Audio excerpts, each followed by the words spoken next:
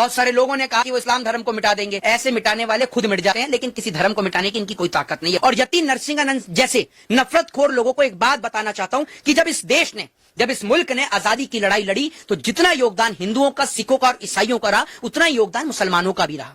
किस तरीके से आजादी की जंग को राजगुरु सुखदेव, भगत सिंह और अशफाक उल्लाह खां जैसे लोगों ने एक साथ मिलकर लड़ा, जितना योगदान इस देश के अंदर अशफाक उल्लाह खां, भगत सिंह और राजगुरु का है, उतना ही बहादुर शाह जफर का भी है। वो बहादुर शाह जफर जिनके बच्चों का सर काट के रंगून की जेल में रख दिया गया और उनसे कहा गया एक अंग्रेजी अफसर ने आकर कि क्या हुआ जफर, हिंदुस्तान की शमशीर ठंडी पड़ गई। वो बहादुर शाह जफर जिसके बच्चों का सर काट रखा है रंगून की जेल में, वो बहादुर शाह जफर बड़ी शान के साथ खड़े होकर जवाब देता है कि जब तक गाजियों में बू रहेगी ईमान की, तख्ते लंदन तक चलेगी शमशीर हिंदुस्तान की। एक मैं आपको बता दूं कि बहुत सारे लोग हैं जो ऐसा काम करते हैं, तो उनको ने एक नाम दिया था जिनको कहा था काना जद्दाल। मैं आपको बता दूं ये उसी तरीके का कुछ काम कर रहे हैं, लोगों को भड़काने का काम कर रहे हैं, लड़ाने और भिड़ाने का काम कर रहे हैं। मुझे एक बात समझ में नहीं आती कि यति नरसिंहानंद सरस्वती हो, चाहे फिर वो महाराष्ट्र के बाबा जी हो, चाहे फिर वो और तमाम लोग हो, मुझे ये समझ में नहीं आ रही कि आप हिंदू धर्म से हो या मुसलमान धर्म से हो। भाई अगर आप हिंदू धर्म से हो तो कृष्ण के बारे में बताओ, राम की अच्छाइयां लोगों को बताओ, प्रभु के बारे में बताओ, ईश्वर के बारे में बताओ। आप ये क्या लेके बैठ गए? आप अपने आप को साधु महात्मा कहते हो, आप अपने आप को धर्मगुरु कहते हो। धर्मगुरु का मतलब होता है धर्म का प्रचार करना, धर्म की अच्छाइयां लोगों तक पहुंचाना। भाई धर्मगुरु कौन होता है? धर्मगुरु वो होता है जो अपने धर्म की जानकारी लोगों तक पहुंचाए। यति नरसिंहानंद सरस्वती हिंदू धर्म के धर्मगुरु हैं, तो उनका फर्ज बनता है कि वो कृष्ण की अच्छाइयां, राम की अच्छाइयां लोगों तक पहुंचाएं। लेकिन यति नरसिंहानंद सरस्वती के प्रवचन तो प्रॉफिट मोहम्मद साहब के ऊपर हो रहे हैं। भाई आप प्रॉफिट मोहम्मद साहब के ऊपर जो बात कह रहे हो, आप उनके पीए लग रहे हो या असिस्टेंट हो जो आपको इतना पता है प्रॉफिट मोहम्मद साहब के बारे में? दूसरी बात यह है कि भारत एक डेमोक्रेटिक कंट्री, एक लोकतांत्रिक देश है, एक सेकुलर कंट्री है, जिस सेकुलर कंट्री में एक हिंदू को भी अपने धर्म को मानने की आजादी है, एक मुसलमान को भी अपने धर्म को मानने की आजादी है। और यति नरसिंहानंद जैसे नफरतखोर लोगों को एक बात बताना चाहता हूं कि जब इस मुल्क ने आजादी की लड़ाई लड़ी तो जितना योगदान हिंदुओं का, सिखों का और ईसाइयों का रहा, उतना ही योगदान मुसलमानों का भी रहा।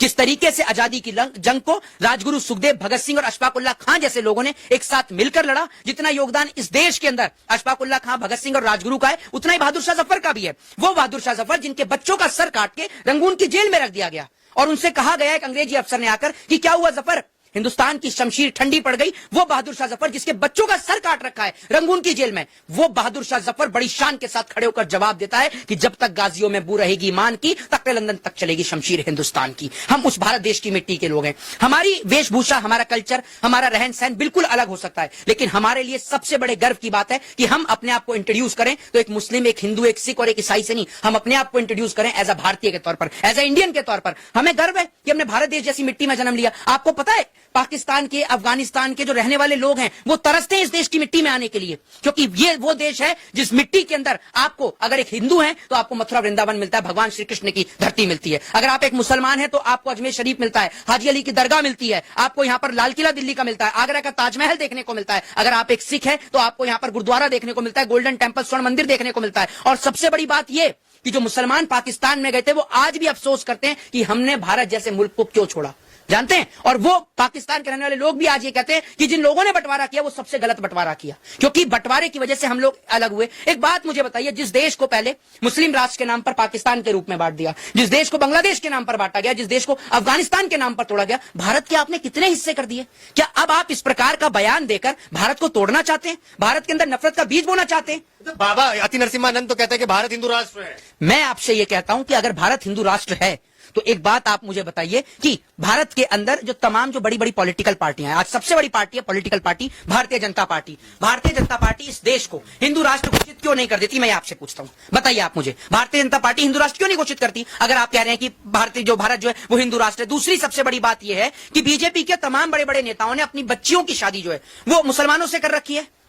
और दूसरी बात, सबसे बड़ी बात, देश के प्रधानमंत्री आए दिन मस्जिदों में जा रहे हैं घूमने के लिए। और मैं आपसे एक चीज कहता हूं कि वो प्रॉफिट मोहम्मद साहब जिनके अंदर देश के लाखों करोड़ों मुसलमानों की आस्था है, और वो मुसलमान जिन्होंने आजादी के लिए अपना योगदान दिया, जंगे आजादी हमने एक साथ लड़ी। देखिए यति नरसिंहानंद को मैं एक बात बता दूं, जो काम आप कर रहे हो ना, आज से कई साल पहले ये काम अंग्रेजों ने किया था। अंग्रेजों ने हिंदू और मुसलमानों को एक साथ लड़ाया। अंग्रेजों ने क्या किया, जब अंग्रेजों ने मुसलमानों को पीटा तो हिंदू बहुत खुश था, और जब हिंदुओं को पीटा तो मुसलमान बहुत खुश था। लेकिन जब दोनों पीटे ना और उसके बाद एक साथ आए और एक साथ मिलकर जब जंगे आजादी की लड़ाई को लड़ा, तब जाकर ये देश आजाद हुआ। तो मैं समझाना चाहता हूं देश के लोगों को कि इस देश को वापस गुलाम ना बनाएं, क्योंकि आपका आपस में लड़ना इस देश को वापस से गुलाम बना देगा। लेकिन यति नरसिम्हानंद तो हिंदुओं को जगा है, उसको अवेयर कर रहे हैं मुसलमानों से, देखो ये लोग गद्दार है, ये जिहादी, ये जात। हिंदू जिस दिन जाग गया ना, हिंदू जिस दिन जाग गया, उस दिन हिंदुओं के बच्चों के हाथ में ना तो आपको कट्टा, ना पिस्टल, ना राइफल, ना बंदूक, ना तलवार, कुछ नहीं दिखाई देगा। उनके बच्चों के हाथ में एक कलम दिखाई देगी। ये कलम में वो ताकत है कि एक व्यक्ति सिर्फ कलम के माध्यम से, शिक्षा के माध्यम से पूरे देश का संविधान लिख देता है, और उनका नाम था डॉक्टर बाबा साहब भीमराव अंबेडकर। तो कलम में तो बहुत ताकत है। कलम के बच्चों को आप अगर आप कहते हैं, आप ये तो हिंदुओं को बयान दे रहे हैं कि भाई आप जो है तलवारें उठाइए, ये उठाइए, आए दिन ऐसे बयान देते हैं। एक चीज मैं आपको बता देता हूं, हमारे देश की बहन बेटियां हैं, और वो जो किसी भी आपका एक, मैं आपको बता रहा हूं, पार्टी का वाद और विवाद अलग हो सकता है, लेकिन इस तरीके की गंदी भाषा का प्रयोग हमारे देश की बहन बेटियों के लिए करना सरासर गलत है। और मैं तो ये कहता हूं कि देश की पॉलिटिकल पार्टियों को अपनी आपसी लड़ाई को छोड़कर जो देश में जहर फैलाने वाले लोग हैं उनको उठा के जेल में डालना चाहिए। एक बात आप मुझे बताइए, देश की कितनी बड़ी बड़ी नेता जो हैं वो निकली हैं पॉलिटिकल पार्टियों से, आप मुझे बताइए ना। और IAS IPS रहते हुए पार्टी को ज्वाइन करिए। यति नरसिम्हानंद ये मैं आते हैं, ये लोग तैयार होते हैं। ये लोग मैं आपको बता दूं, ये लोग किसी फैक्ट्री के नहीं है। ये आपको बता दूं, ये लोग सिर्फ नफरती लोग हैं, जहरीले लोग हैं। इससे ये पूछा जाए कभी कि बाबा जी, कभी इसको पकड़ लेना, उसका इंटरव्यू लेते हैं, इससे पूछ लेना कि बाबा जी आप हिंदुओं के लिए इतने लंबे लंबे चौड़े चौड़े भाषण देते हो, इतना फ्री का मुफ्त का ज्ञान पेलते हो, जरा ये बताओ आज तक कितने हिंदुओं के बच्चों को आपने पढ़ाया है? कितने हिंदुओं के बच्चों को आपने डॉक्टर बना दिया, इंजीनियर बना दिया, IAS बना दिया, IPS बना दिया? चलिए छोड़िए, जिन हिंदू बहन बेटियों का सुहाग उजड़ गया, जो विधवा औरतें हैं, उनमें से कितनों का आपने घर चलाया? कितनी हिंदू बहनों की आपने गरीबों की शादी कराई? कितने हिंदू बहनों के बच्चों को आपने पढ़ाने का काम किया? तो ये छोड़कर भग जाएगा। सिंहानंद सरस्वती इस्लाम को मिटाना चाहते हैं, जमीन पे से, धरती से इस्लाम को खत्म करना। देखिए एक चीज मैं आपको बता देता हूं, देखिए मैं आपको एक चीज बता देता हूं, ऐसे बहुत सारे बकलौल आए और गए। मैं आपको बता दूं, बहुत सारे लोगों ने ये कहा कि वो हिंदू धर्म को मिटा देंगे, बहुत सारे लोगों ने कहा कि वो इस्लाम धर्म को मिटा देंगे। ऐसे मिटाने वाले खुद मिट जाते हैं, लेकिन किसी धर्म को मिटाने की इनकी कोई ताकत नहीं। ये बात मैं आपको बता दूं। सीधी सी सवाल ये है, आखिरी सवाल लेकर के जी। वीडियो खत्म करेंगे जी। कि मुसलमान जिस तरीके से मुसलमान का मानना है कि जो मोहम्मद साहब है वो एक मुसलमान की रूह है ना, उसके बगैर वो जिंदा जी। नहीं रह सकता है। जी यति नरसिम्हानंद ने जो है विवादित बयान दिया। जी। अब जो मुसलमान उसके खिलाफ प्रोटेस्ट कर रहे हैं, पुलिस उसके ऊपर कार्रवाई कर रही है, लेकिन यति नरसिम्हानंद पर कोई तरीके से कार्रवाई नहीं हो रही है जो इस तरीके से बयान आगे ना दे। देखिए एक चीज मैं आपको बताता हूं, आपको पहली बात तो यह है कि उसके ऊपर तमाम IPC तमाम सेक्शंस के द्वारा जो है मुकदमा दर्ज करके उसको जेल में डाल दिया गया है। उसका एक चेला चपाटा जो है गायब है, मैं आपको बता दूं। दूसरी आपने जो बात करी कि भाई मैं आपको एक बात बता दूं, कोई भी धर्म में, अब मेरा धर्म हिंदू है, अगर कोई मेरे धर्म के ऊपर कोई वादी टिप्पणी देगा तो मेरे को भी ठेस पहुंचेगी, मैं भी सड़क पर प्रदर्शन करूंगा, प्रोटेस्ट करूंगा, सरकार को ज्ञापन दूंगा। लेकिन आप जो है प्रोटेस्ट करना हमारा फंडामेंटल राइट है, उस फंडामेंटल राइट के तहत अगर आप लोगों के ऊपर मुकदमे दर्ज कर रहे हैं तो वो सरासर गलत है। लेकिन जो व्यक्ति प्रोटेस्ट करने के दौरान, प्रदर्शन करने के दौरान सरकारी संपत्तियों को हानि पहुंचाता है, आप उनके खिलाफ मुकदमा दर्ज करिए, क्योंकि मैं इस देश में सत्य और अहिंसा का पुजारी हूं। मैं कभी हिंसा का समर्थन कभी नहीं करता। तो अगर बाबा जेल चले गए तो जिहादियों से कौन बचाएगा हिंदुओं को? जी एक बात आप मुझे बताइए, बाबा तो पहले नहीं थे, तो एक बात आप मुझे बताइए, तो क्या हिंदू जीवित नहीं थे?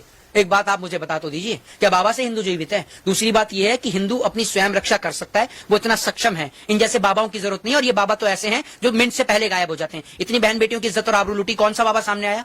आप मुझे बताइए ना। इतने हमारे फौजी भाई शहीद होते हैं, उनमें से कितने सारे हिंदू होते हैं, कौन सा बाबा आता है उनका घर चलाने के लिए? तो ये सब ऐसे ही है, सस्ती सोकॉल्ड TRP के लिए। मुशर्रफ मोहम्मद साहब को आप कितना जानते हैं? देखिए मैं एक चीज आपको बता देता हूं, जितनी रिस्पेक्ट मैं भगवान श्री कृष्ण की करता हूं, उतनी रिस्पेक्ट मैं पैगंबर मोहम्मद साहब की भी करता हूं। और मेरे लिए जितना मेरा धर्म मायने रखता है, उतना ही दूसरा भी रिलीजन का मैं सम्मान करता हूं।